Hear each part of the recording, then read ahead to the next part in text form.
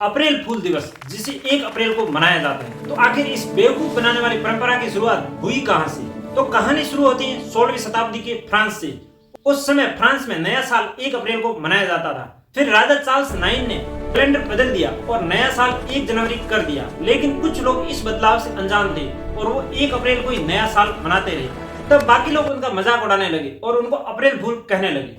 धीरे धीरे ये मजाक एक परंपरा बन गया और फिर पूरी दुनिया में फैल गया। आज 1 अप्रैल को हम हल्के फुल्के प्रैंक्स करते हैं, आखिर में कहते हैं अप्रैल फूल। तो गूगल भी इस तरह के वार्षिक प्रैंक्स में हर साल 1 अप्रैल को कुछ न कुछ मजेदार फेक प्रोडक्ट या फीचर लॉन्च करने का ऐलान करता है, जैसे जीमेल पेपर या गूगल नोज। स्कॉटलैंड में यह त्योहार 2 दिन मनाया जाता है, 1 और 2 अप्रैल दोनों दिन।